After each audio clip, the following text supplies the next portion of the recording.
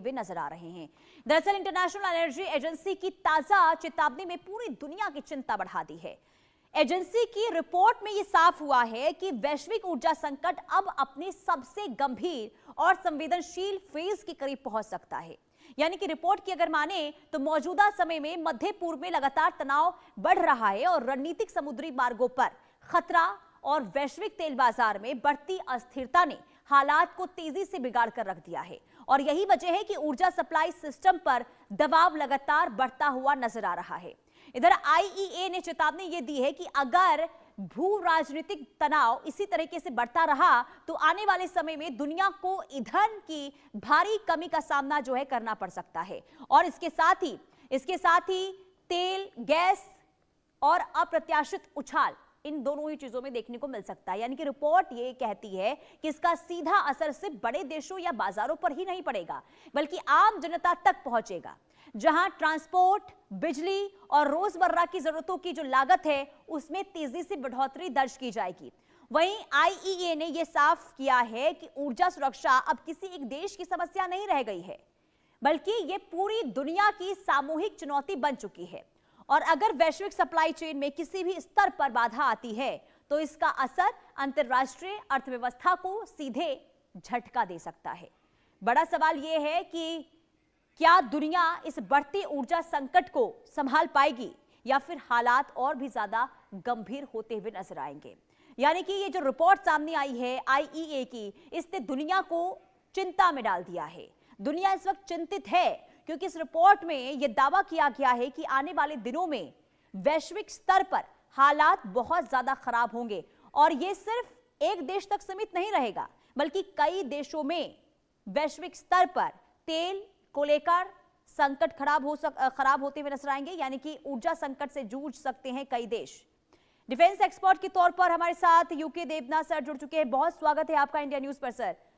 ये जो आईईए की तरफ से रिपोर्ट जारी किया गया है, जिसने वाकई में देखिए अगर स्थिति इस रिपोर्ट के अनुसार ऐसी बनती है तो हालात ये माना जाए कि बहुत ज्यादा खराब बाकी देशों के लिए।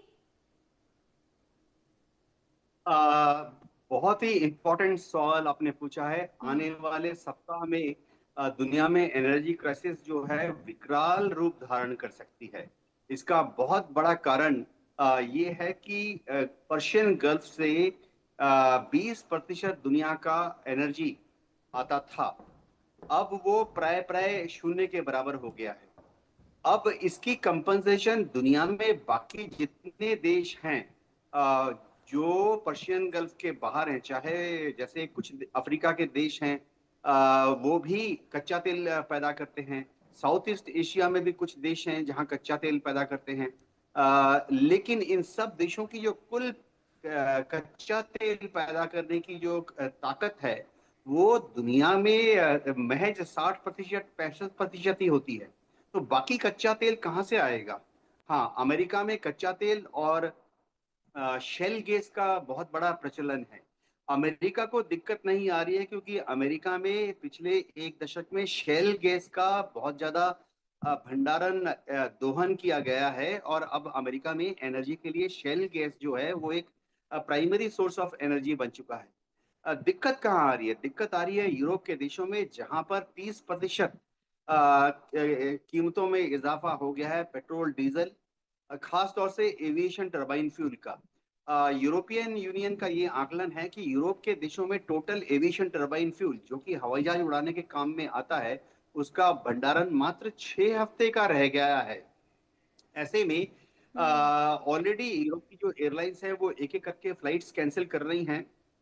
अगले महीने अलग अलग एयरलाइन जैसे लुफ्तवाफा है या जर्मन एयरलाइंस हैं, ये सब एक एक करके 10,000 20,000 एयर ट्रिप्स कैंसिल कर रही हैं।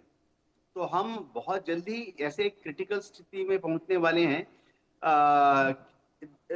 भारत इस मामले में थोड़ा भाग्यशाली है क्योंकि पिछले कुछ दशकों से भारत ने यह तय किया था कि भारत में 90 दिन का एनर्जी रिसोर्सेज का भंडारण किया जाएगा। तो हमारे पास जब ये युद्ध चालू हुआ था तब 74 दिन का कच्चे तेल और पेट्रोल डीजल सीएनजी पीएनजी का भंडारण था। भारत में शायद अगले 2 महीने तक हमें कोई खास दिक्कत नहीं होगी। लेकिन हाँ, रसोई गैस जिसे कुकिंग गैस कहते हैं, उसमें थोड़ी सी दिक्कत आएगी। लेकिन भारत सरकार ने ऑलरेडी सभी इंडस्ट्रीज को बता दिया है कि वो अपने कुकिंग गैस के जो अलग अलग प्रोडक्शन सेंटर्स हैं उनको बढ़ावा दे। कमर्शियल जो इस्तेमाल होता था कुकिंग गैस का, उसके ऊपर फिलहाल कुछ नियंत्रण किया जा रहा है। जी। आस्ते आस्ते भारत को भी दूर दराज के क्षेत्रों में हमें समझे इंडक्शन कुकिंग, बिजली द्वारा कैसे कुकिंग की जाए, लकड़ी और कोयला और चारकोल का कैसे इस्तेमाल किया जाए, इसके लिए तैयार होना पड़ेगा। जी। और ऐसे में सर, क्योंकि ये रिपोर्ट सामने आई है और इससे ये पता चल रहा है कि देखिए वाकई में अगर यही स्थिति रहती है तो अब हालात खराब होंगे, जिसका एनालिसिस आपने भी किया। लेकिन सवाल ये कि आखिर वैकल्पिक रास्ते क्या हो सकते हैं? क्या स्ट्रेट ऑफ हॉर्मुज के अलावा बाकी देशों के लिए क्या दूसरा कोई ऑप्शन नहीं है? अगर स्ट्रेट ऑफ हॉर्मुज, क्योंकि अभी तो हालात सुधरने वाले लग नहीं रहे हैं सर, तो आखिर क्या वैकल्पिक रास्ते होंगे? क्या दूसरा ऑप्शन होगा बाकी देशों के लिए? जी हाँ।